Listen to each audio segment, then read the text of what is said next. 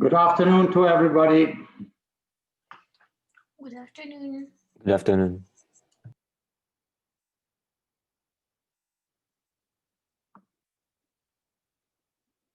Asayak, do you have your slides ready? Okay, then I think we Yes. can start with your case. Okay.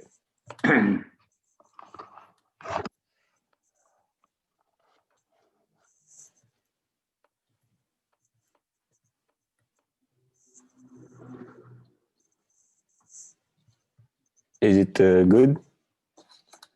Do you see the screen? 1 second. Yes, okay. Do you hear me Yes, well? I hear you. Does everybody hear him? Okay, that's fine. Okay. Go ahead. So the case I'm about to present is from the European Court of First Instance from the 17 December 28, sorry, case T196/04. It's Ryanair Limited versus Commission of the European Communities. So this case was about the annulation of a decision took by the Commission of the European Communities concerning advantages given to Ryanair Airlines by the Walloon Region and the Brussels South Charleroi Airport. And I will refer to this as BSCA to be quicker. So the parties in this case were the applicant was Ryanair Limited, so Europe's original and largest low-fares airline, and the other party, the defendant, was the Commission of the European Communities. So the procedural background of the case started in May 1997, when Ryanair started its operation from Charleroi Airport, located in Belgium. In November 2001, Ryanair entered into two separate agreements with the Walloon Region, owner of the Walloon Region is the owner of the airport, and with the Brussels South Charleroi Airport, so a public sector company controlled by the Walloon Region. And there was two agreements. So first agreement was with the Walloon Region, and it granted Ryanair a reduction. Sorry, Asayak, just because obviously you and Apolis are familiar with this, but just for Galea, Belgium is a rather complex country, but it's divided substantially, not only, but in two main regions. The Walloon region, Wallonie, which is French-speaking, and then the Flemish-speaking region, which they speak as sort of, well, something similar, pretty near to Dutch. Just to point out the sort of the distinction. And the green is the French-speaking, the Walloon region, and this light color is instead the Flemish region. Sorry, just for Galea's benefit, because in France, obviously, you spend your time making jokes about Belgians, but this maybe is not familiar to Galea. Go ahead. Okay, no problem. So there was a first agreement with the Walloon region, which granted Ryanair a reduction of some 50% as compared with the regulatory level of landing charges. And it undertook to compensate Ryanair for any loss of profit arising from any change of the airport charge or opening hours. And the second agreement where Ryanair undertook to base between 2 and 4 aircraft at Charleroi Airport and to operate over at least a 15-year period. So the BCA, so the airport, agreed also to contribute to the cost incurred by the Ryanair airline, and in establishing its base consisting of several hundreds of thousand euros. So BCA Airport invested a lot. And finally, they formed a joint company called PROCEDURAL, but it's just a detail here. So in the 11th December 2002, Commission started to receive complaints about, and informed the Kingdom of Belgium of its decision to initiate the procedure provided in the Article 88.2 of the EC. So they were complained, and the 12th February 2004, after analysis, the Commission adopted decision 2004-393 EC. So this is the important decision for the case, and it concerned the advantages granted to Ryanair previously mentioned. So the decision 2004-393 EC. This case is all about the decision which Ryanair's Airlines contested with a series of arguments. But first, let's see how on which basis the Commission took this decision. So, Commission firstly assessed whether there was an aid within the meaning of the Article 87.1 of the EC.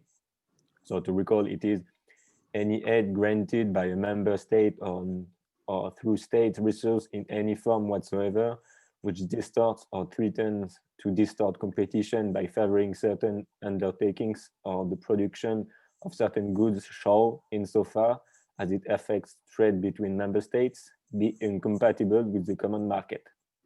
Sorry, Sayag, just to point out, Article 87 is the same as Article 107 in the Treaty of the Functioning of the European Union. The numbers have somewhat changed, passing from the Rome Treaty to the Lisbon Treaty, but the content is exactly the same.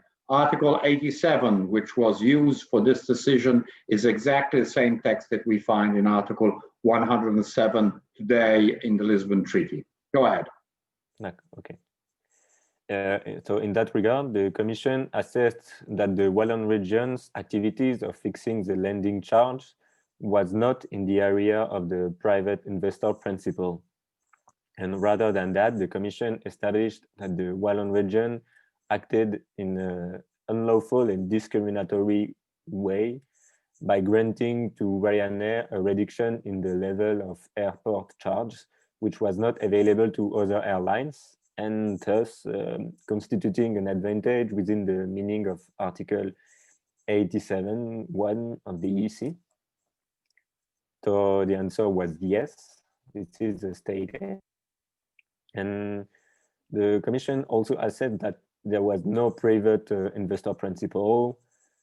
So the advantage granted were stated, yes. And furthermore, the advantages were granted to Ryanair only, and that they are therefore specific, and that by reducing the landing charges, it transferred indirectly state's resource in favor of Ryanair. Commission also observed that the granted advantages distorted competition on one route and on the whole of the network served by Ryanair. So secondly, the Commission assessed whether or not that aid constituted an exemption provided in the treaty. And the Commission figured that this reduction did not constitute exemption because they were incompatible with the common market and discriminatory to other competitors, unlawful under Belgian law, and contrary to the principle of proportionality. So no, there is no exemption. And following these assessments, Commission took the contested decision. So the decision revealed that the aid implemented by Belgium in its contract concluded with Ryanair and the Walloon Region was incompatible with the common market within the meaning of Article 1887(1) of the treaty. Same for the aid measures implemented by Belgium through its contract concluded with the Ryanair and BCA, and also other restrictive measures addressed to the Walloon region and the BSCA about the contract. So on the 25th of May 2004, the applicant brought the present action before the Court of First Instance. And from then, the applicant claimed that the Commission should annul its decision, and the Commission claimed that the court should dismiss the action of the applicant. So Ryanair, the applicant, based its demand on 2 points. So for it, there was an infringement of the obligation to state reasons laid down in Article 253 of the EC. And there was also an infringement of Article 87(1) EC formed by the wrong classification of the measures at issue as state aid. So in this case, we only the court only assessed the second point and not the first, only the second. So whether there was an infringement of Article 87 of the EC, and so the applicant state that the Commission either failed to apply or misapplied the private investor principle, which is the appropriate test for determining whether measures constitute aid to all the measures at issue, and set out several grounds of complaint. An applicant had 3 justifications to support the statement. The first was the Commission, when examining the issue, failed to regard Walloon Region and BSCA as one single entity. Second, Commission erred by refusing to apply the private investor principle to the measures adopted by the Walloon Region. And third, the Commission simply misapplied the principle of BS to principle of private investor to BSCA. So one of the big questions in this case is, should the private principle apply to the measures adopted by the Walloon region? So we are going to answer this question by looking at the arguments of both parties to either or not apply the private investor principle to the BCA and the Walloon region. Sorry, Asayag, one just remember, we analyzed the issue of the private investor principle in the sense that it is not state aid if those monies, or substantially the money, is given to by the state to a private entity, would be the same if they were if the state was behaving like a private investor. You have money, you want to invest your money, and as a private investor, you give that money to a certain company because you think you will have a dividend, you will have interest, and so on. So this is substantially said in 2 words what the private investor principle is. Go ahead, Sayag. Okay. So the applicant first stated that the BSCA and the Walloon region were one single economic entity, and thus the principle should have been applied to them because they formed only one single package.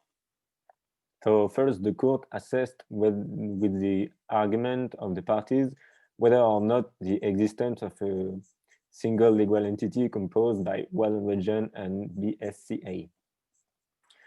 So the applicant's argument for this were first that the distinction between the Walloon region and BSCA were just artificial. The Walloon regions control BSCA, so they basically form one single economic entity. Then over 95% of the capital of the SCAs is held by the Walloon region. Third, all the board members of BSCA are appointed by and answerable to the Walloon region. Then the Charleroi Airport is owned by the Walloon region. Then Commission, there was a general confusion between the respective roles and of the Walloon region and BSCA. So the Commission ignored the close links between BSCAs and the Walloon region, and there was a general confusion. But the Commission had counter arguments too, and it stated that the application of the private investor principle to the Walloon region and BSCA together could not affect the merits of the contested decision, because the Commission assessed that the advantages flowing from the reduction in lending charge with reference to the principle. So basically it means that the Walloon region status as the owner of the airport does not affect the analysis proceeded by the Commission. Then the Commission took into consideration that the Walloon region and the BCA as one single entity would have no effect on the return anticipated in the business plan. And then even if the Walloon region was treated as a private sector, the anticipated return was insufficient by reference to the private investor principle. So the Commission contends that the applicants' complaints were irrelevant. So finally, what does the court find out? To the question, should the private investor principle apply to the measures adopted by the Walloon region?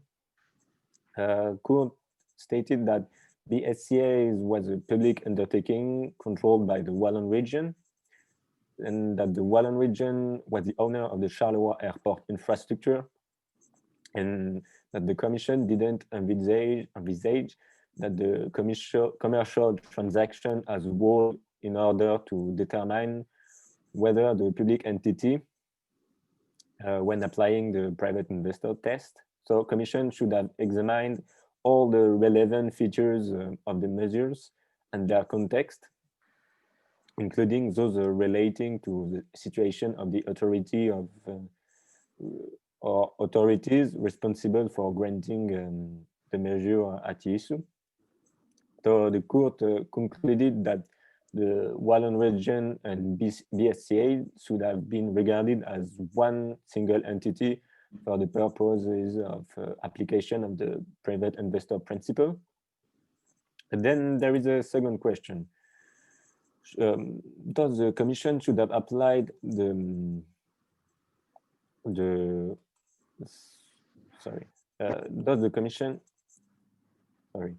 was the Commission correct to refuse to apply the private investor principle to the measure adopted by the Walloon region because of its regulatory role? So once again, we had both applicants' argument and Commission argument. So Commission said that the Walloon region was employing its public authority powers and using its legislative and regulatory competencies when it granted to Ryanair a reduction in lending fees and an indemnity. So there was no private investor principle.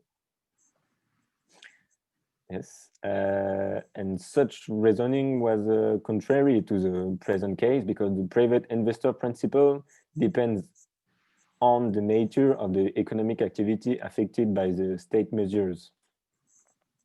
So the principle can also be applicable in a situation where public authorities levy a para-fiscal charge. So there is no real justification on why the Commission assessed that the Walloon Region acted as a regulatory authority and not as an airport owner. Then applicant then argued that the provision of airport facilities to air carriers is an economic activity governed by community competition law, and this is from Portugal v. Commission from 2001, and that granting discounts on landing charges in order to attract new customers is standard practice in the sector. Furthermore, the discount offered to Ryanair was the result of a commercial negotiation, and it's not even the maximum that the airport could offer. Then the changes made by the Walloon Region for the benefit of Ryanair were neither selective or limited, and they were accessible to any third party. There were no discriminatory condition, and they could be available to other airlines. So in conclusion, the indemnity offered by the Walloon Region as compensation for any changes in its legislation does not constitute state aid. And the Commission stated, furthermore, the Commission stated that the private investor principle was not applicable to the Walloon Region, but at the same time, the Commission took into consideration the advantages granted by making reference to the principle. So it's illogical, and it shows an inconsistency from the Commission. But the Commission also had arguments, and it stated that the contested decision was supported by a previous case, Fred Scott, paragraph 683. Then the contested decision was the first time the private investor principle was applied to state aid at an airport, and that it was incompatible with guidelines of the EC, especially Article 87 and 88.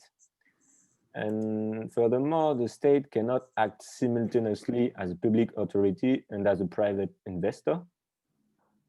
Applicant's argument would be also contradictory because it did not mention the investment required by the Walloon Region in order to improve the airport infrastructure and deal with the increase in traffic due to the contract, which is a big amount of money, more than 93 million euros.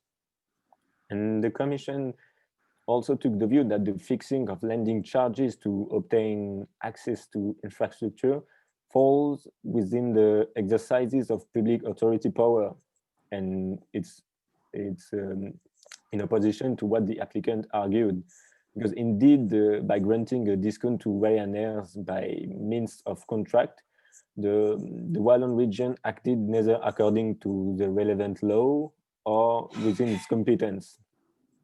So, okay. And also the expansion of the airport had bad effect on the environment, which should not be ignored by the region, but it's a small detail put at the end of the arguments. I think it's also for the social aspect. So finding of the courts to this question was that before anything, the courts noted that for the purpose of determining whether a measure of state aid constitutes an advantage within the meaning of Article 87 of the EC, the distinction must be drawn between the obligation which the states must assume as an undertaking exercising an economy and its obligations as a public authority.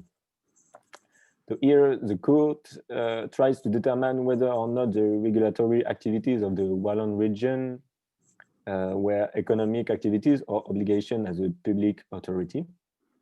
And we know from the case 118/85 Commission versus Italy from 1987 that any activity consisting in offering goods and services on a given market is an economic activity. So here there is no doubt the actions of the Walloon region were indeed economic activities. It was here fixing the amount of landing charges. So the airport charges must be seen as the consideration obtained for service rendered by the airport owner of concession holder. And the fact that the Walloon region is a public authority and that it's the owner of the airport doesn't mean that it can be viewed as an entity exercising an economic activity.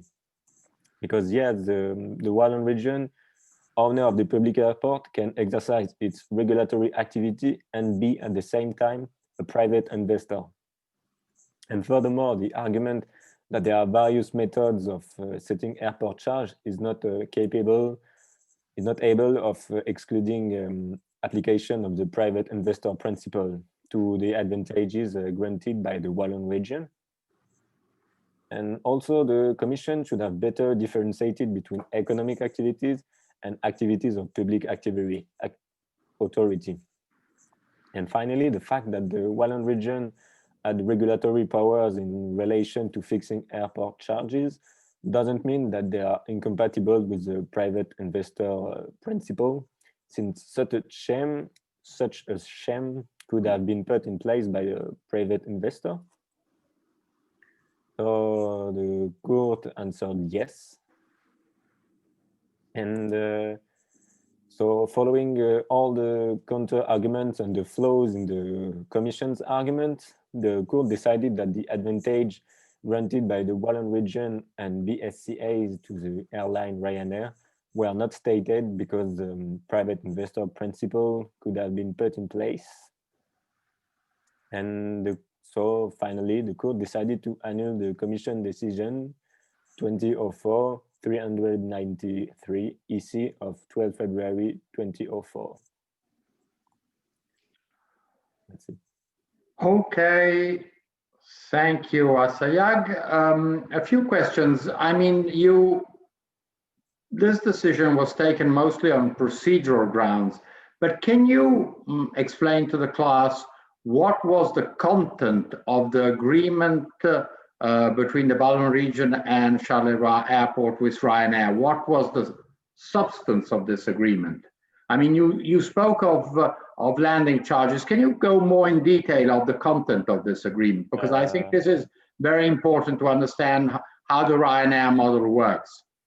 I don't remember in detail, but it was, yes, it was especially about a reduction, big reduction on, yes, landing charges and only on landing charges, or were there there was another content? There was another, I don't remember it exactly, but it was there something about new routes, something like that? New routes, I don't remember.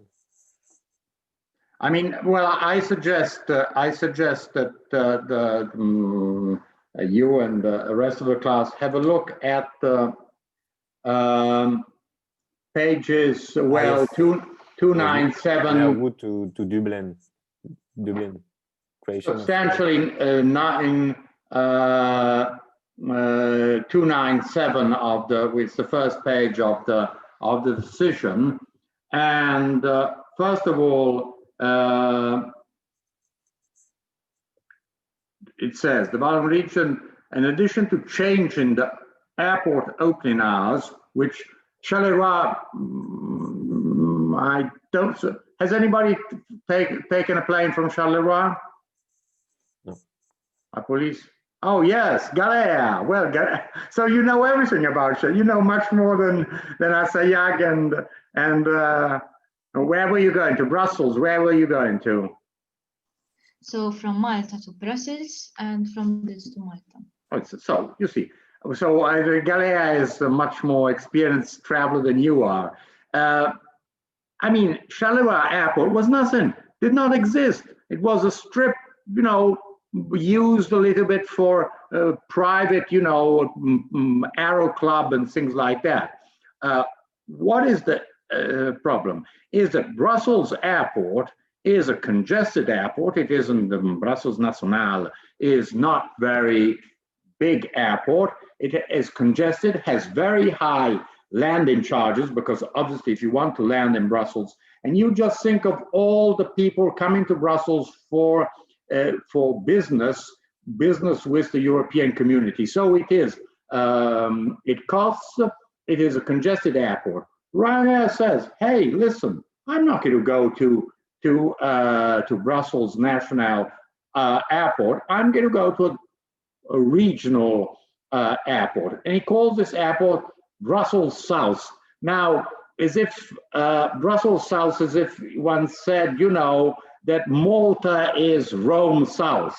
I mean, it is 1 hour's train. I mean, so, I mean, this is just to show you how you present, you know, these you say you go to Barcelona, and then it's an hour distance from Barcelona. You go London, and it is Stansted is an hour even more distant from London. But anyhow, they call this Charleroi Brussels South Airport.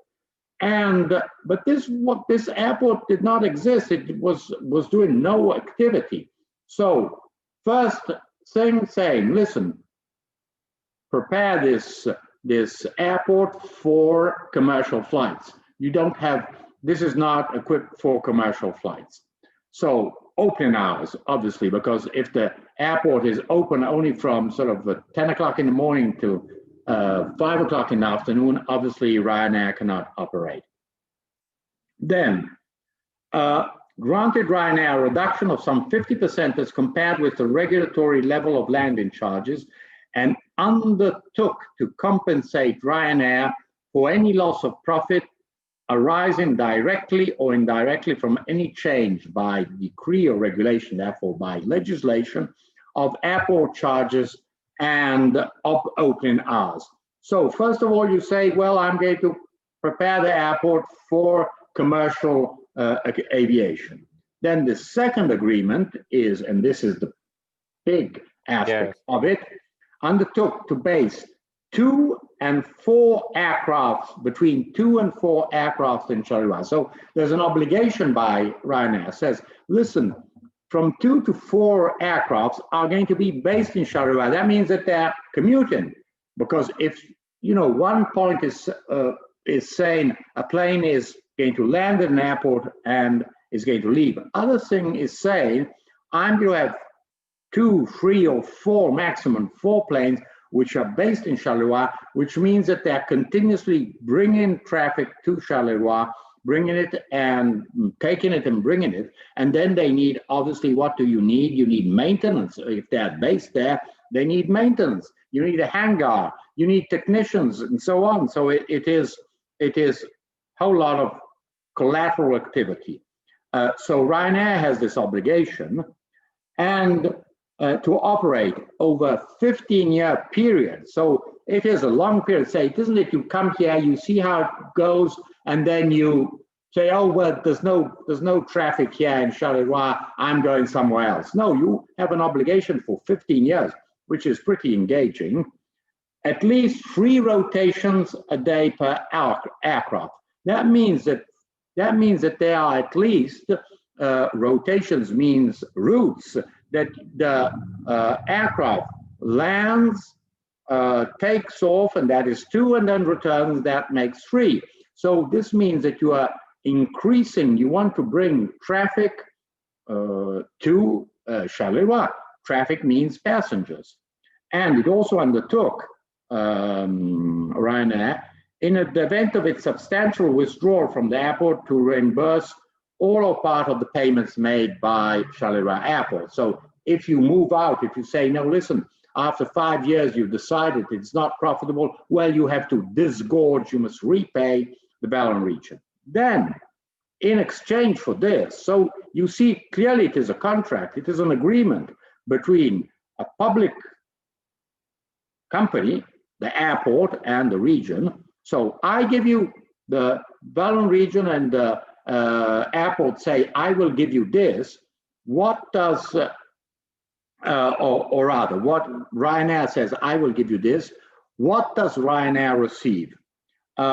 contribution up to 250,000 euros per year for hotel costs and subsistence for Ryanair staff. Because obviously, if you have 2 to 4 aircraft based there, it means that you have staff, you have pilots and inland onboard staff, stewards and hostesses that must sleep there. So obviously, and that means that they must go to the hotel, and well, it isn't too far. Charleroi airport isn't too far from the town, but anyhow, you must give them a hotel and you must give them meals.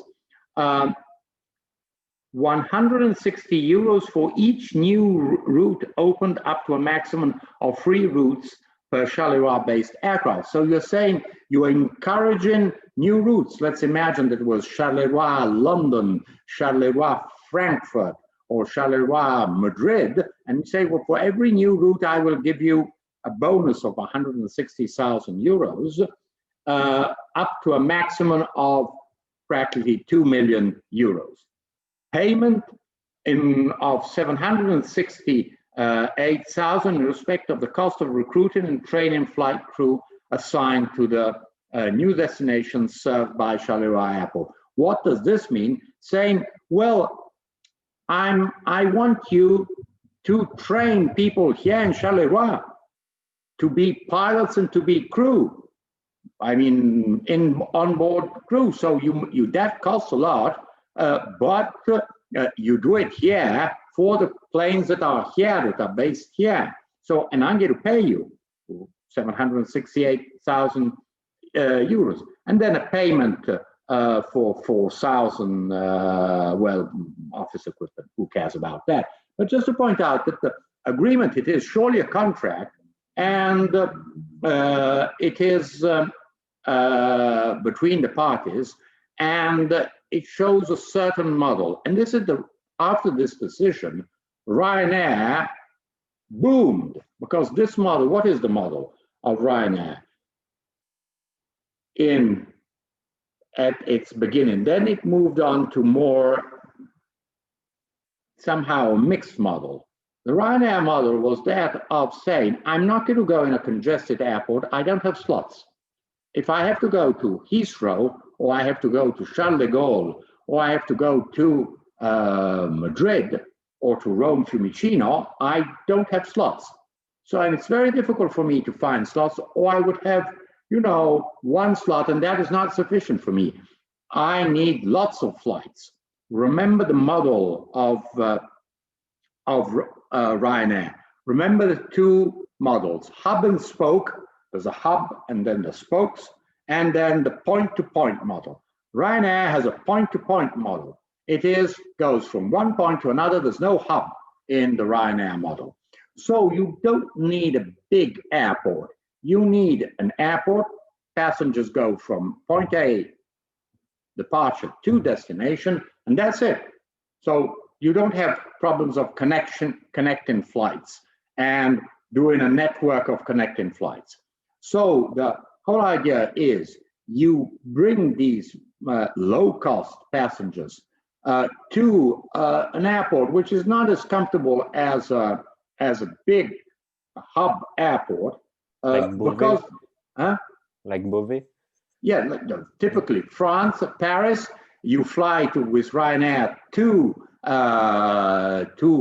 Paris. It says Paris. Instead, it is Beauvais. Beauvais is wow, far away from Paris. Maybe it isn't too far away from Cergy-Pontoise. How far is it from Cergy-Pontoise? More than 1 hour.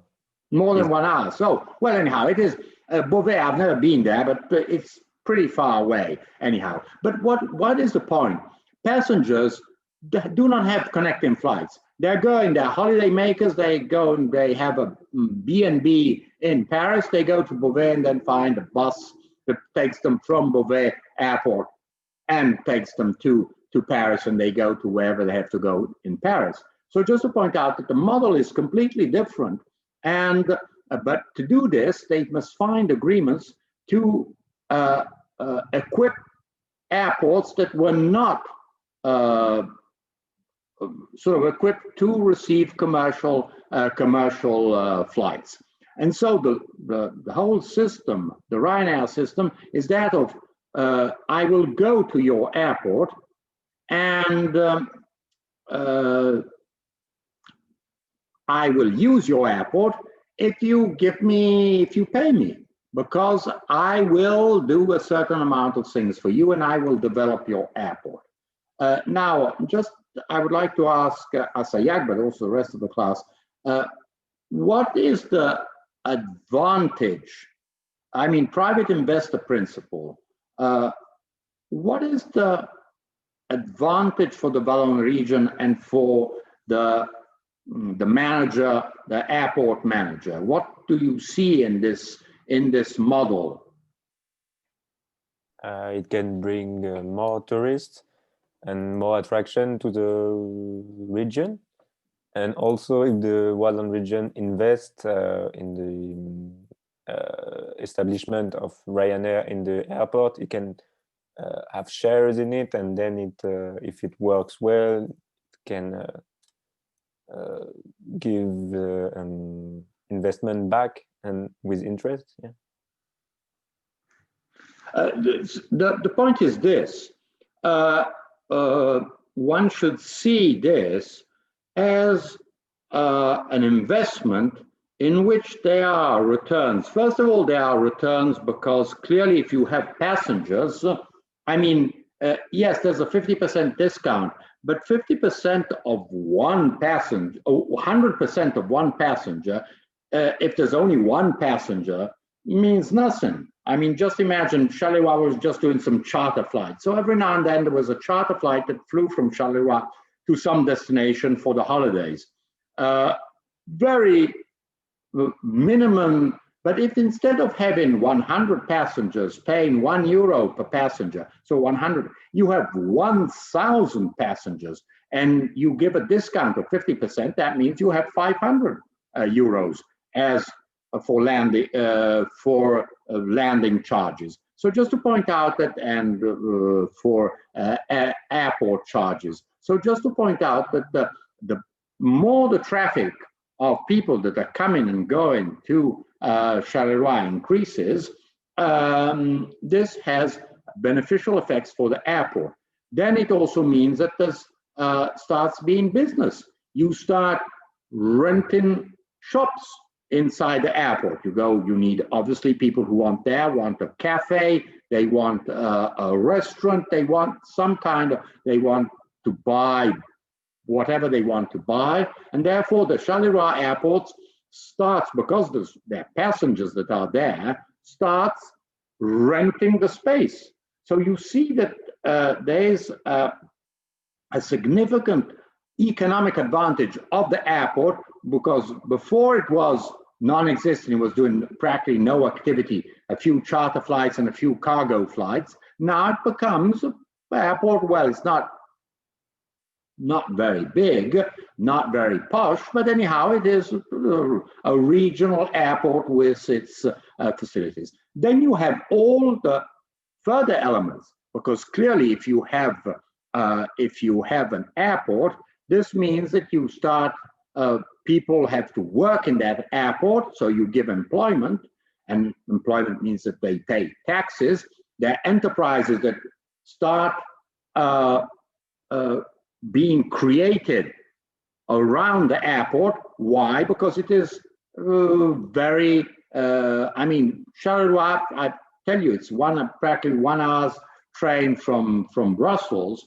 I mean, if you have your offices near the airport, you simply get the plane and then you go wherever you want in Europe. So you could have the idea that I put the base of my my firm in Charleroi near the airport, and then I can go around Europe very easily, because Ryanair at a low cost, I can go around Europe. So you see immediately the kind of advantages that local authorities direct as managers of the airport and indirect for the welfare of the local communities see in this kind of investment. So this is the Charleroi, the Ryanair model, which was contested by the Commission.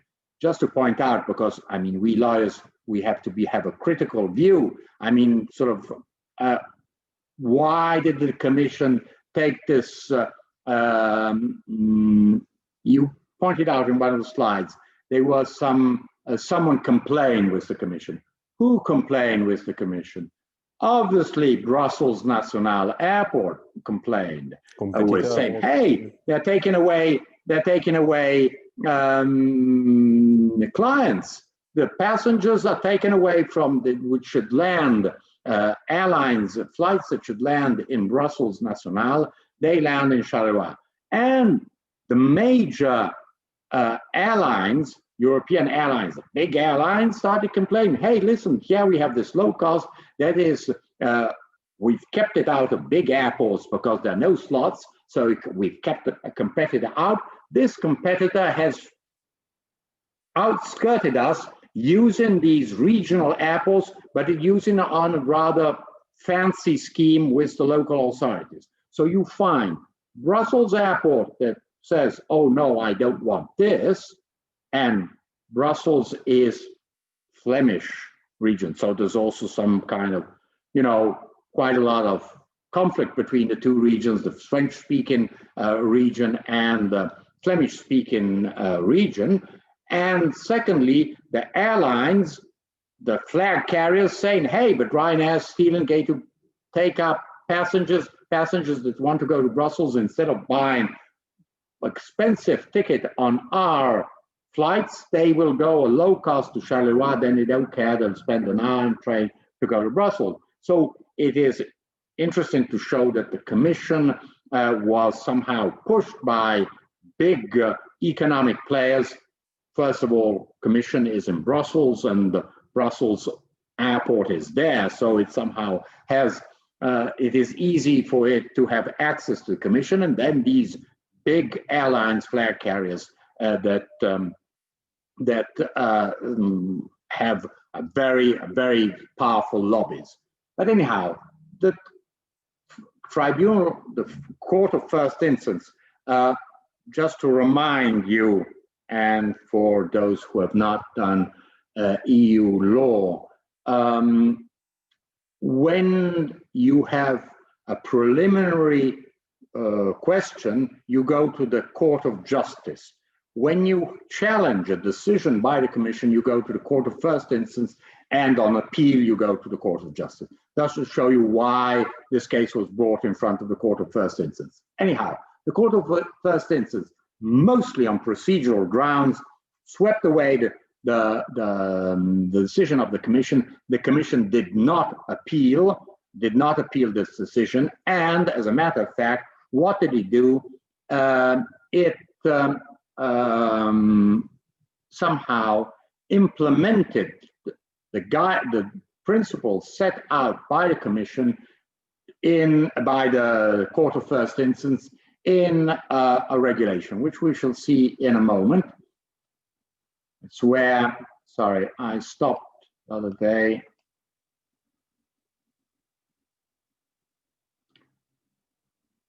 Let's see when I...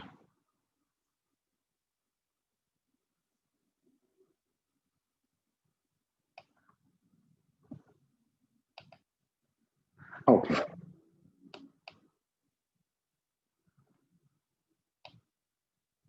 So we can resume looking at the slides. So we have these guidelines, 2005 guidelines on financing of airports and startup aid to airlines departing from regional airports. So this is you see, the decision of the tribunal, Court of First Instance, is 2004. 1 year later, the Commission issues guidelines on the specific issue.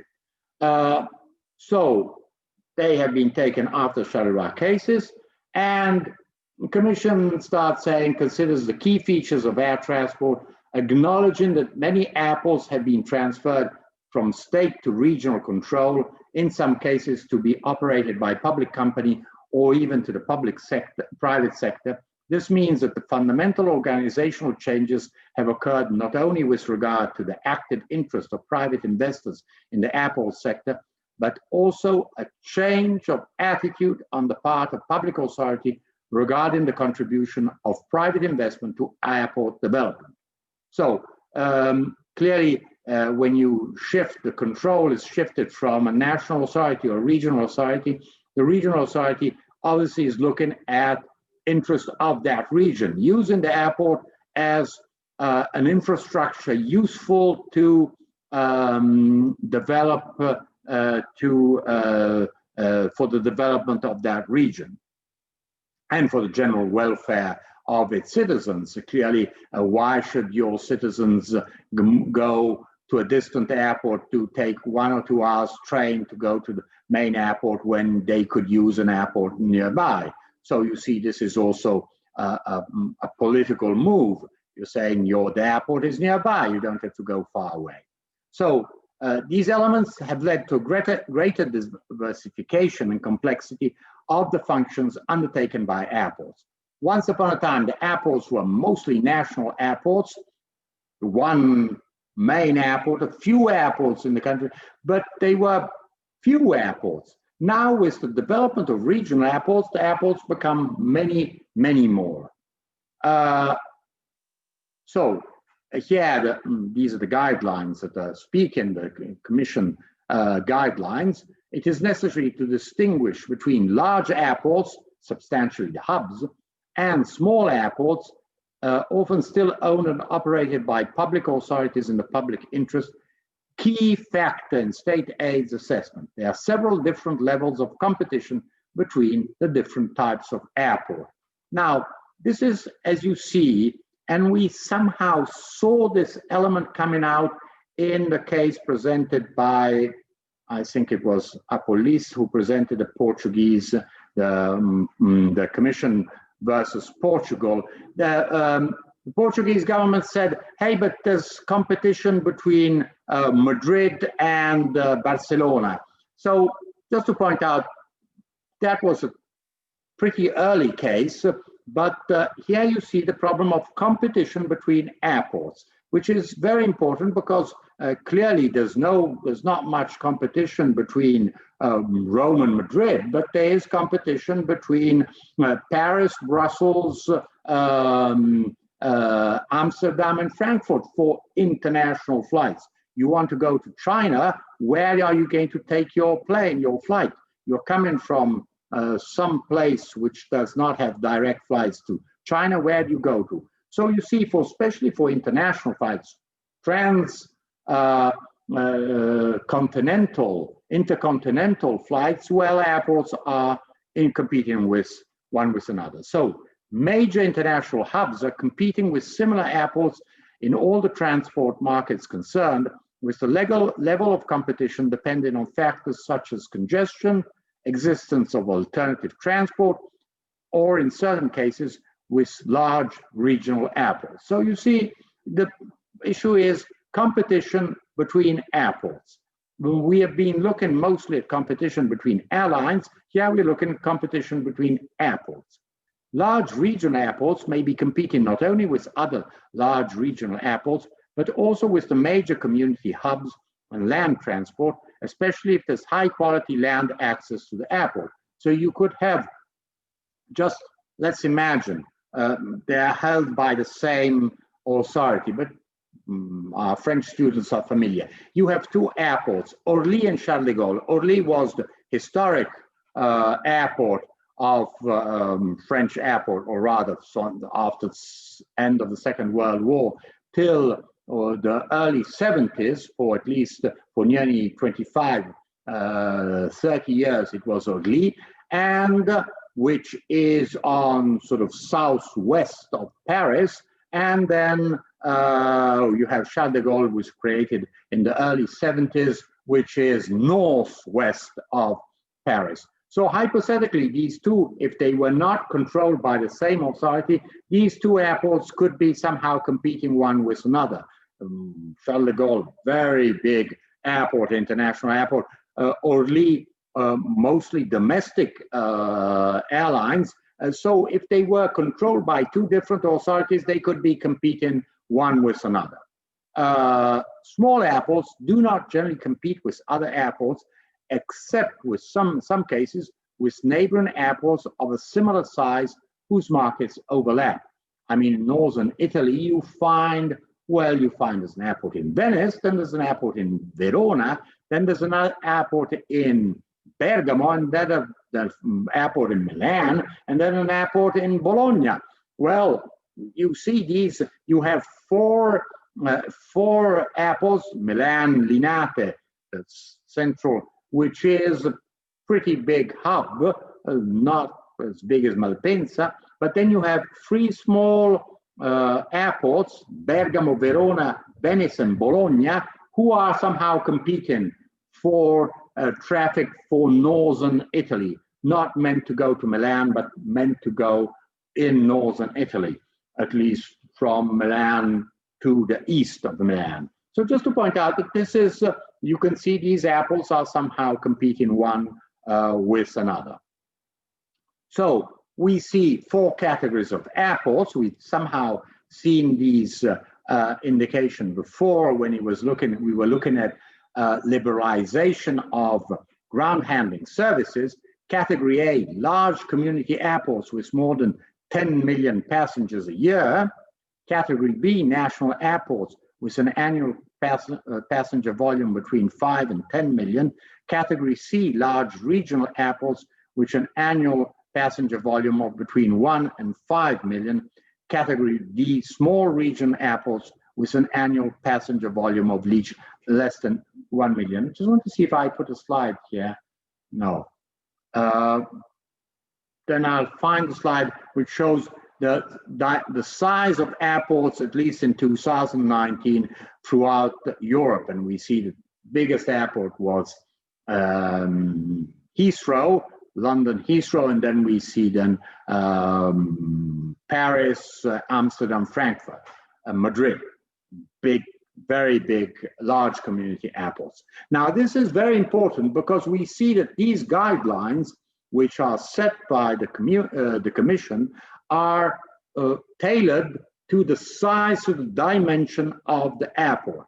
To say, they can be some kind of intervention by the state or local authorities towards certain airports, but not towards other airports.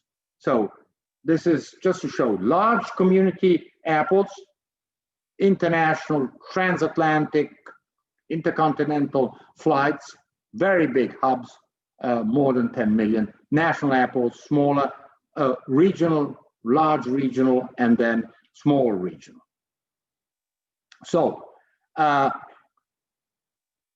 Commission, having been sort of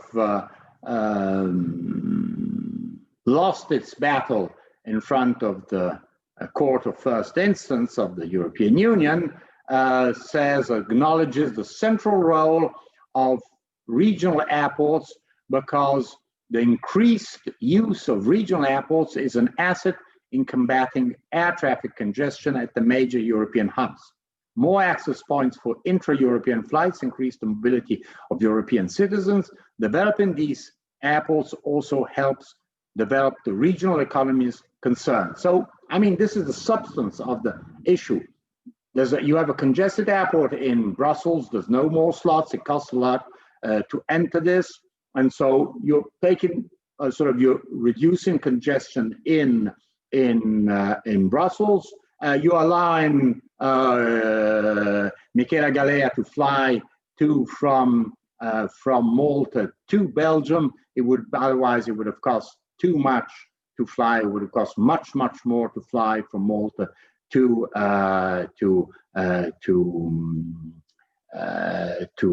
Brussels. And it helps the regional economies concerned because when she flew to Charleroi and she left from Charleroi, she left some money to Charleroi, developing the economies well. She left her airport fees were given to the 10, 20, 30 euros were left in landing and taking off were left to the Charleroi airport, and maybe she took a coffee or she bought a souvenir, something like that. But anyhow, the development, the the region, the local economy was somehow financed by passengers using that airport. The Commission, the guidelines, reaffirm the private investor in market economy and the Altmark principles. Remember, Altmark principles says that if there are public service obligations, and this is quite possible, they must respond to certain criteria. And over the years, these guidelines have been subsequently amended and have been replaced in 2014. But the first point I wanted to make is that after that decision, this is again shows how the decisions by the European judicial system, Court of Justice or Court of First Instance, have shaped a European Union transport law. If there had not been these decisions, we would not have the system we have now. So after this decision, the Commission issued these 2005 guidelines, and subsequently in 2014 changed these guidelines and adapted them. So it takes, what does he see? What has happened between 2005 and 2014?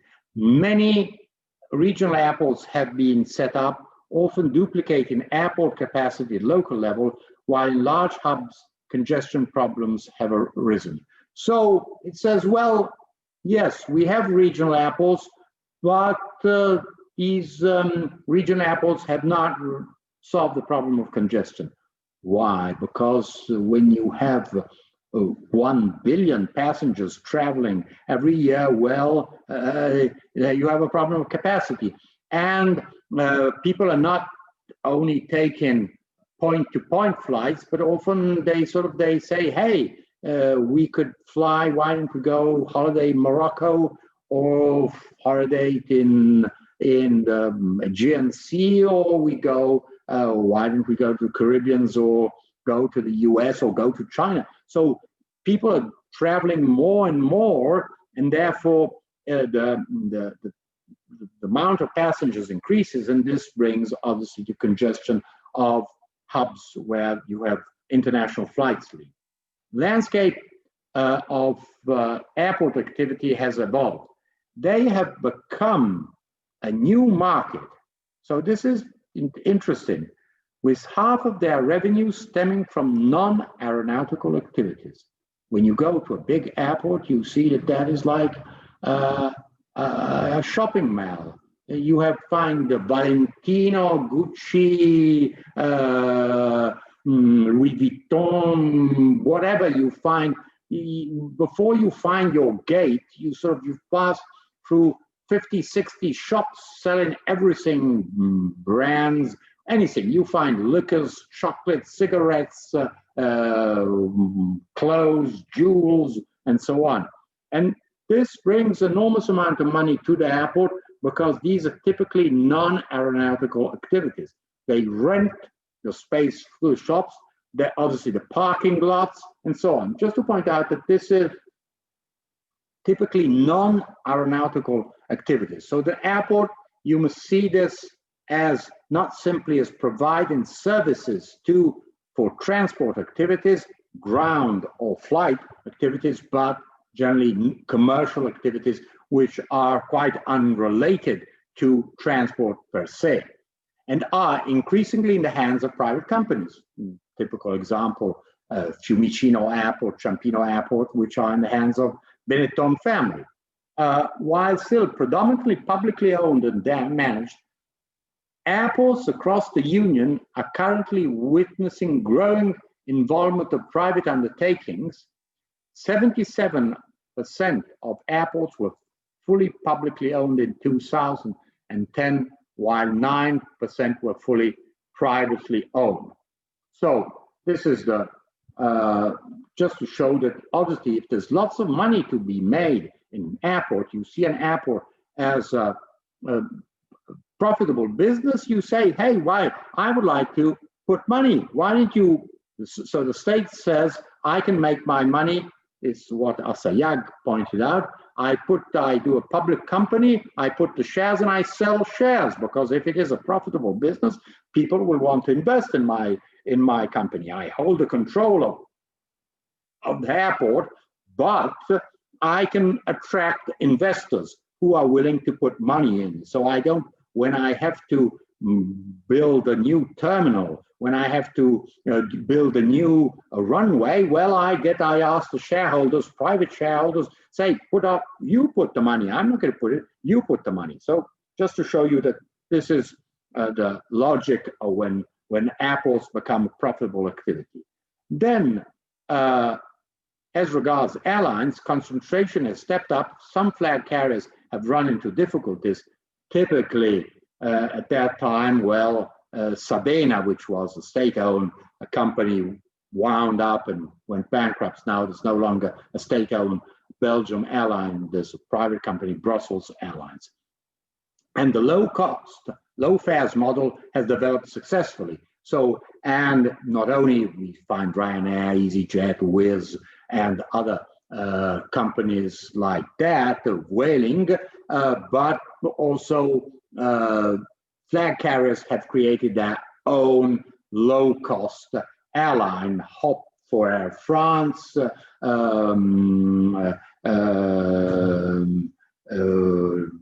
Fly Europe for Europe Wings for Lufthansa, and so on. So just to show that these are the assessments made in 2014 by the Commission.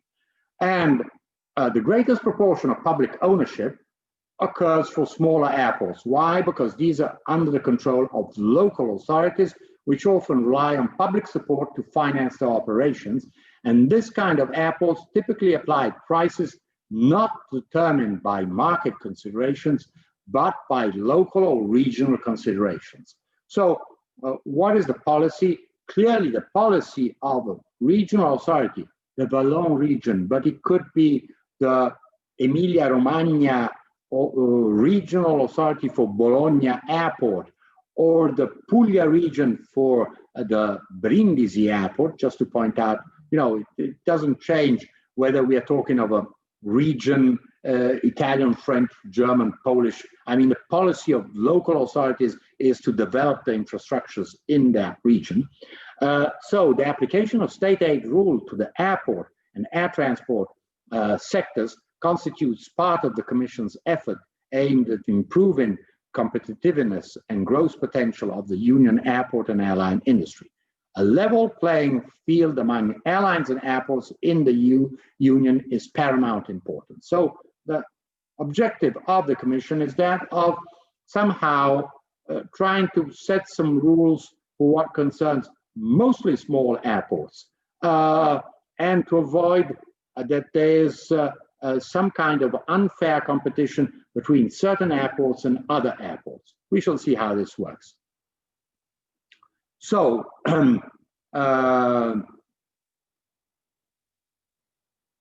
we can move. So, why is public financing of airport infrastructure regarded as state aid?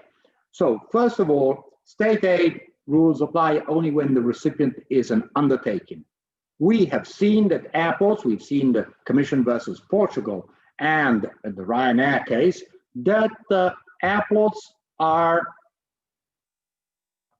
undertakings.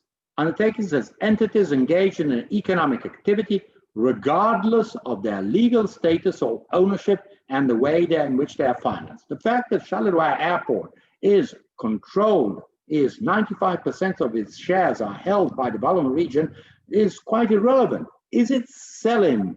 It was, Asayag pointed this in his presentation. Does it sell services? Yes. Well, landing charges? Well, that is, you're selling a service. You're saying, well, if you want to use my airport, you have to pay. So that is, you're selling a service for remuneration. That makes you an undertaking. Doesn't matter whether you're controlled by the state, if by the region, doesn't matter. That is quite irrelevant. You are doing economic activity. So any activity consisting in offering goods and services on a market, the economic nature of activity does not depend on whether the activity generates profit. So it's not, doesn't be quite irrelevant. You are asking compensation, okay, that is economic activity. So the activity of airlines clearly is that are providing transport services to passengers and or undertakings constitutes economic activity. That's quite obvious. You pay a ticket, you are transported. Just imagine the public service obligations. Your flight to an outermost island, to the Azores Islands, to Castellorizo, cost very little, quite irrelevant. It is always a service which is paid under remuneration. Services of general economic interest, economic. So it is economic activity. Airport activity. So in the guidelines of 1994, really at the beginning, the construction or enlargement of infrastructure projects such as airports, motorway, bridges represents a general measure of economic policy which cannot be controlled by the Commission under the treaty rules on state aid. So originally, 1994, when liberalization started, the Commission said, oh, but when it comes to construction or enlargement of infrastructure such as airports, the Commission said, well, but this we do not apply state aid. However, again, the European Court of Justice did not agree with this, because in this case, Aéroport de Paris, what was challenged was the fact that there was the huge amount of money that France put in the Charles de Gaulle, mostly in the Charles de Gaulle airport, were somehow some way of distorting competition between infrastructures. So other airports sort of were, this was, if you've been to Charles de Gaulle, it's a huge airport, huge, as everything there. It has even the train, the TGV that arrives below. So it's a very big infrastructure, and mostly was public money put into the enlargement of this airport. So according to the 1994 guidelines, this was not state aid. In with the Aéroport de Paris decision, instead it said, no, it is provision of held that the operation of an airport consisting in provision of airport services to airlines and to the various service providers is an economic activity. And in this Leipzig Hall, but we won't, it's in the, among the cases in the handbook, but we won't analyze this. The General Court clarified that the operation of an airport is an economic activity of which the construction of the airport infrastructure is an inseparable part. Case very interesting. It's not passengers. It has to do with cargo.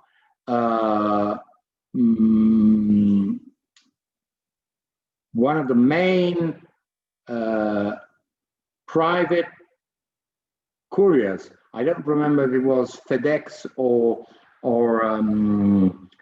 DHL, sorry, I'm trying to remember, one of these very big companies that provide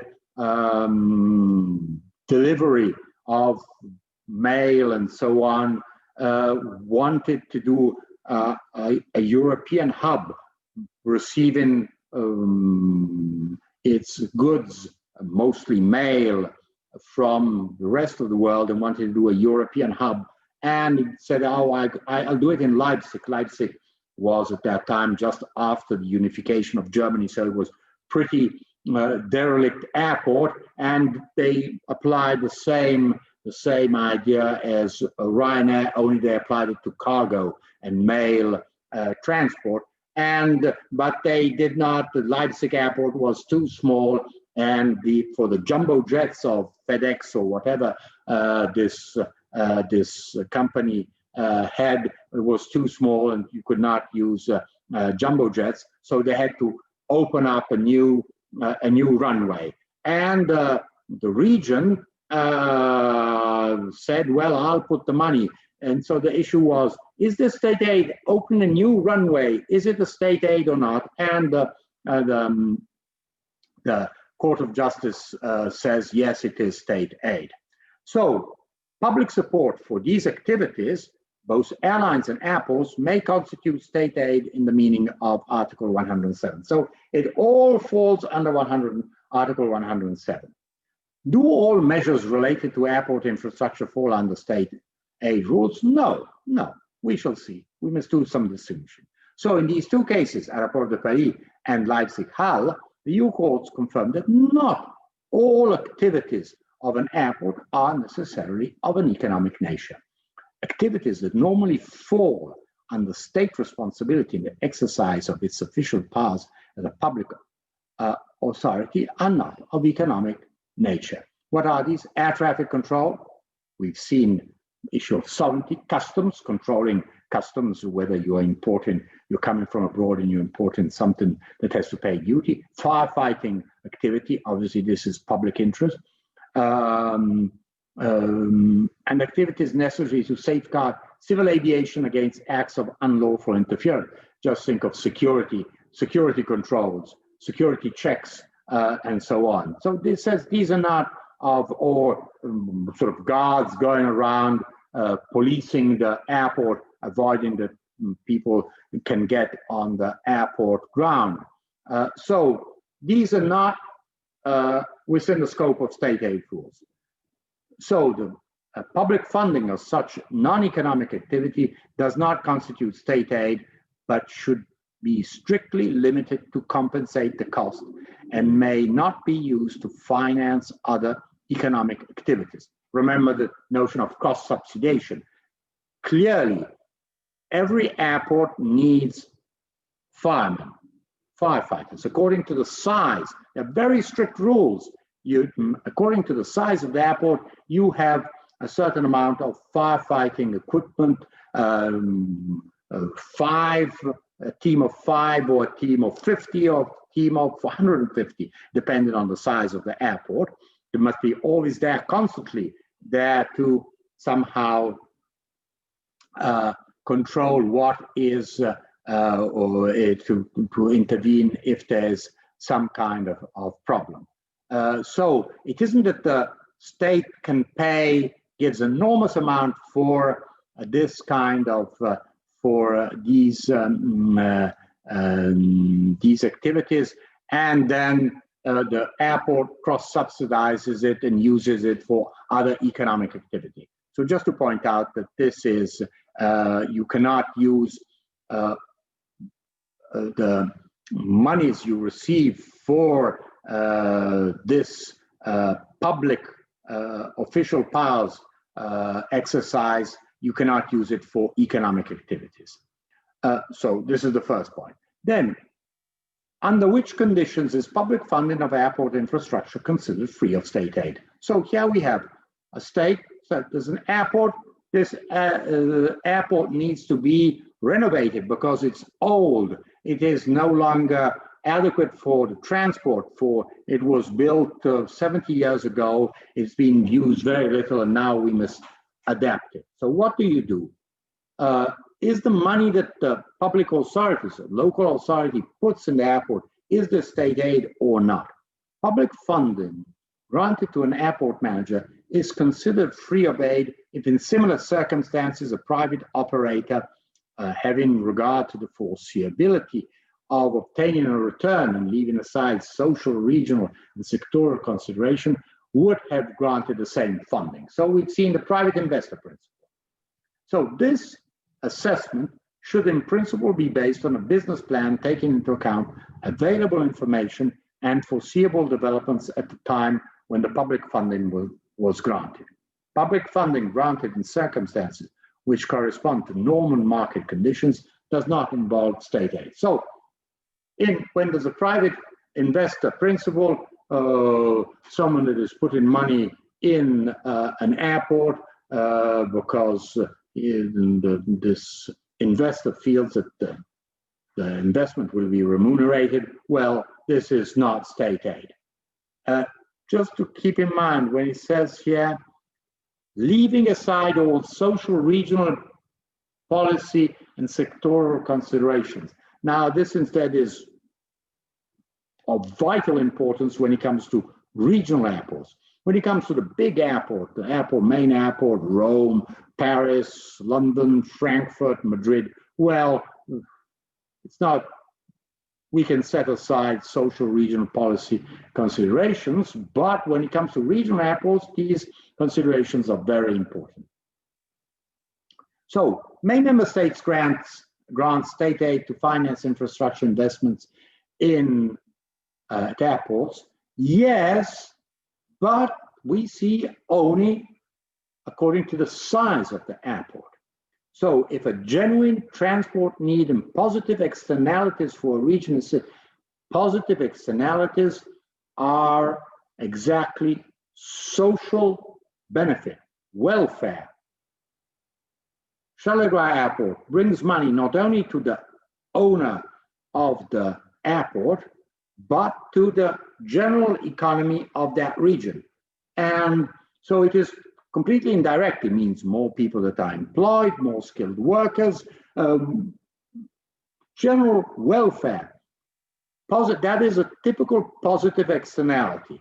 So it says, when there are positive externalities for a region exist, investment aid to airports will be accepted by the Commission with maximum levels of aid.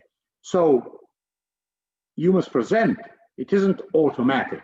You must present a plan saying, I want to do this kind of investment on this airport, and there you see that according to the size of the airport, 3 to 5 million, it can be up to 25% of that investment. You have to do a new runway. Let's imagine a new runway costs 100 million euros. Let's imagine, because building a runway is very expensive. 25% can be given by the state. The rest, you must find it on the market. When the airport is smaller, it is 1 to 3 million. 50%, when it's less than 1 million, 75%. So you see that the smaller the airport, the more the regional authority can put money in. Then we see when it comes to these distant islands where the airport is the only way of transport, well, it could reach even up to 100%. Just think of an airport on a very distant island which cannot be reached otherwise if not by plane. And so there's not an issue, it's not a private investor principle. It is essential for the social and territorial cohesion of that airport. Investment aid for infrastructure projects at big airports, over 5 million passengers, can normally be privately funded and, in principle, not receive state aid. Only when a clear market failure exists. So it is, one cannot find private investors in that that would put money in that activity. And then you have to look at the size of this investment. And if it actually does or does not distort competition, this kind of airport may receive aid to finance airport infrastructure. So it is exceptional. So it is considered, when the airport is big, funding, state funding or public funding to that airport is absolutely exceptional. Public funding of safety upgrading programs related to the activities that normally fall under state responsibility in the exercise of its official powers of public authority, air traffic control, police, customs, firefighting, do not fall within the ambit of state aid control. So that can be financed, but obviously it must cover only the cost. It cannot go beyond the cost. The maximum permissible aid intensities for investment to finance airport infrastructure at airports located in remote regions may be increased by up to 20%, irrespective of the airport size. So you see the remote regions, when you have a small island and the airport, Lampedusa, Pantelleria, Castellorizo, even some parts of Crete, well, The airport is the only way of communicating, so it can reach up to 100%. You see that, however, where such airports are located in peripheral regions of the EU, the funding gap of the investment may be higher. In exceptional circumstances, on the basis of a case-by-case analysis, a higher aid intensity may be justified. Then, further element, you want to give state aid. The Commission will take into consideration whether the region is already served by another airports or modes of transport, high-speed train or train connection to other airports. For example, you want to do a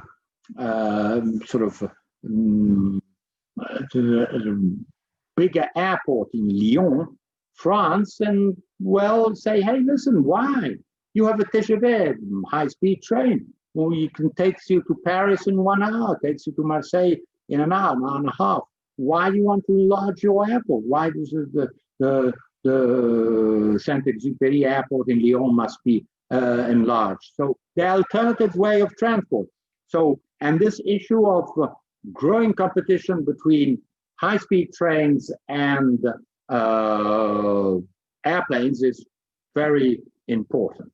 So you have to try to understand exactly what is the situation, what is the airport, and what is the context in which that airport will operate. Then you have the issue of operating aid. Remember what was the agreement with Ryanair. If you have 2 to 4 aircrafts which are based there with at least 3 turnovers during the day, so at least 1 return flight plus another flight, and so you're using, and then you have staff that is based there and so on. Can you give operating aid to the airline? So here we're looking not at the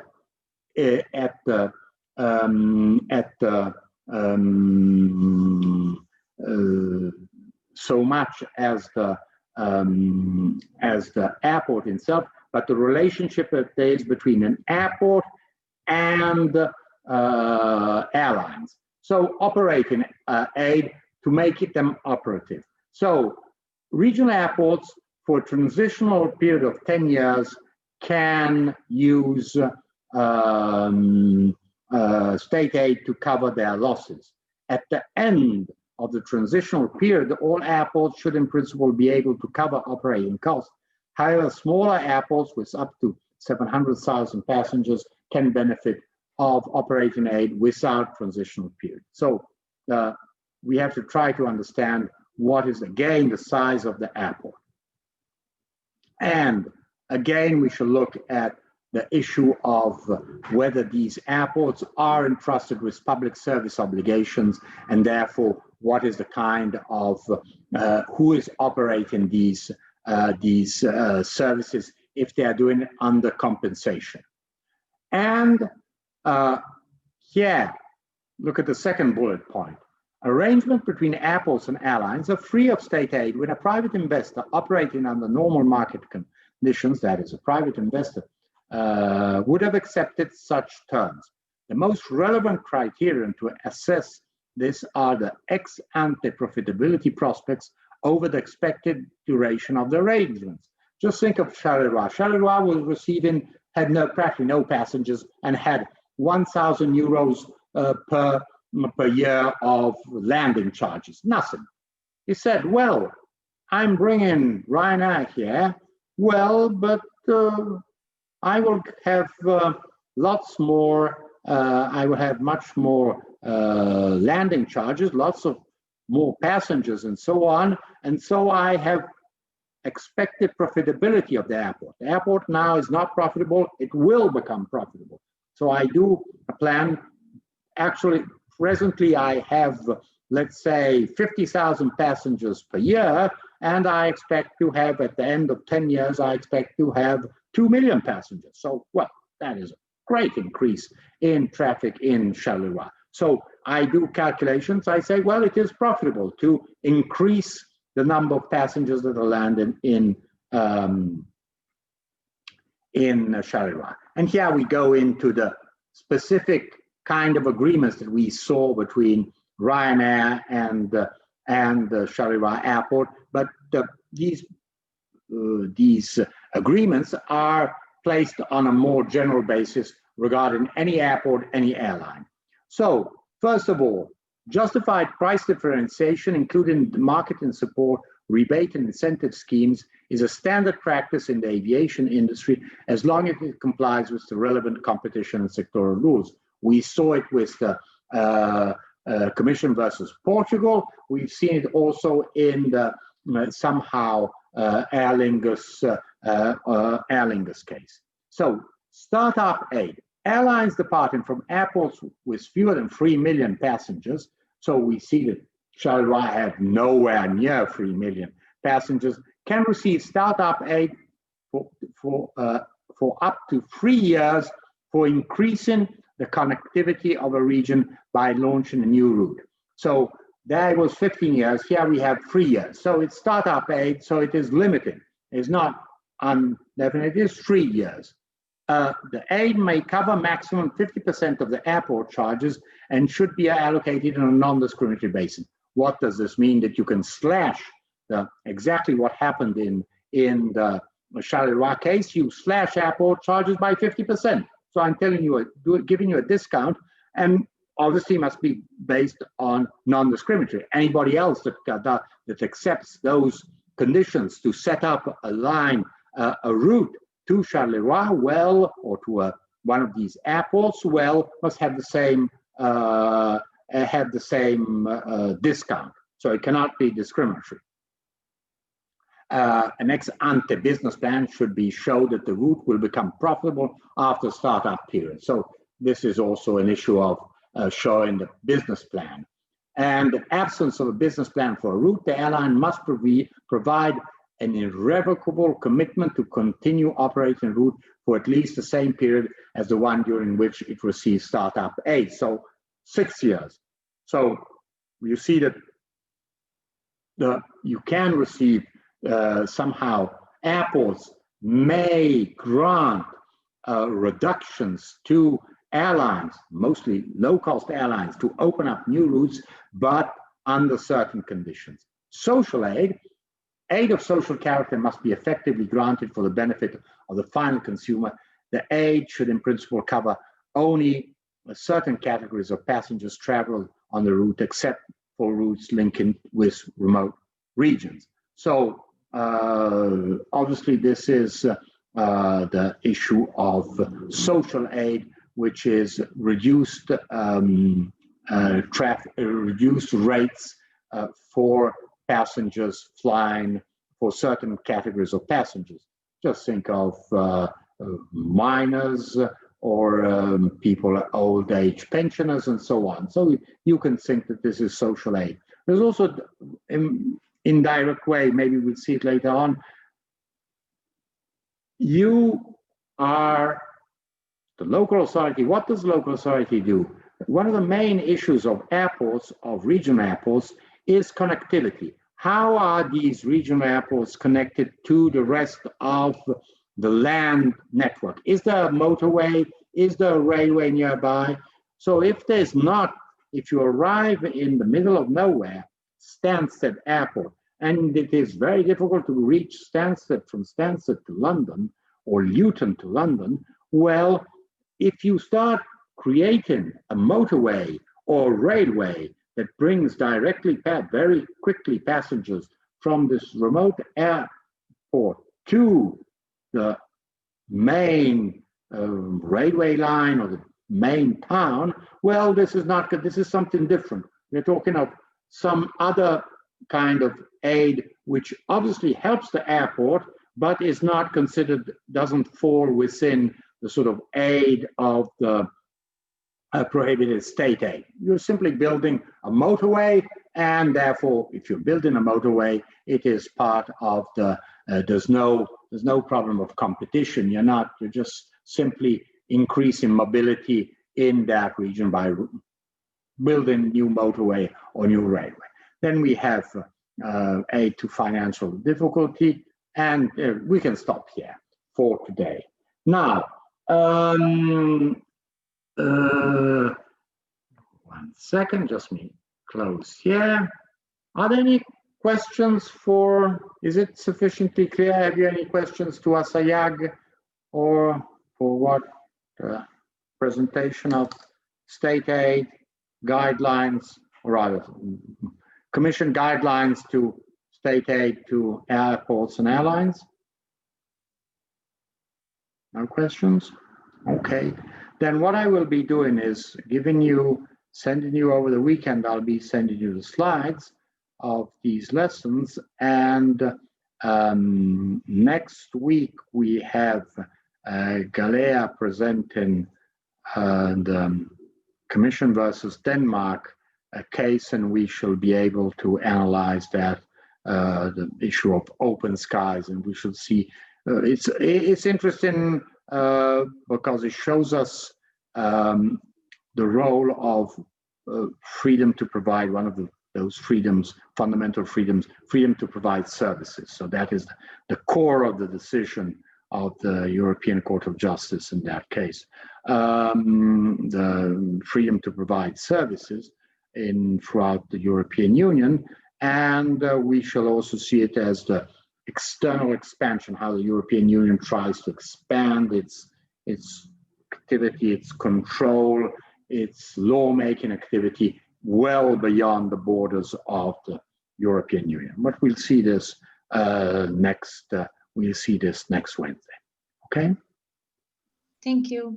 Okay. Enjoy your weekend, your half lockdown weekend. Police, are you locked in, completely locked in, or can you go out? No, we can go out to make the course, or we can walk with our dog, something like that. Well, not much. I mean, yeah, but the restaurants are all closed, even at midday. Yeah.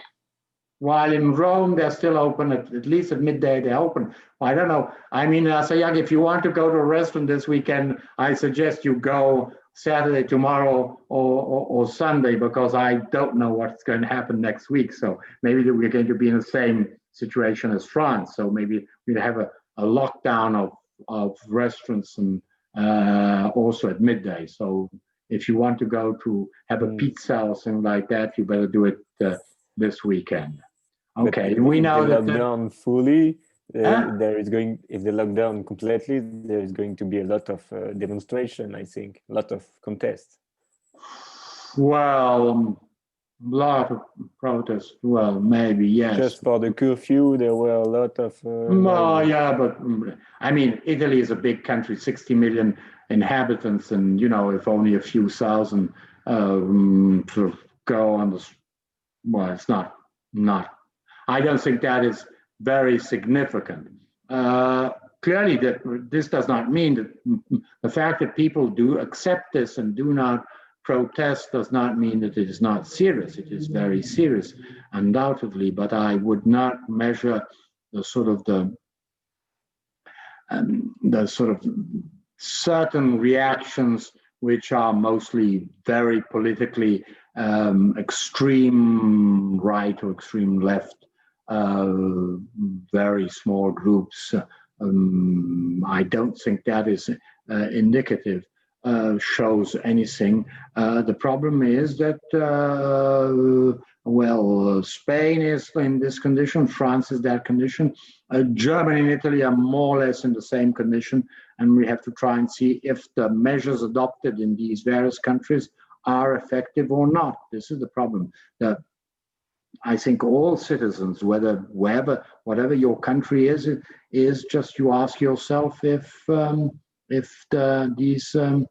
these restrictions are effective or not. This is the great doubt we have.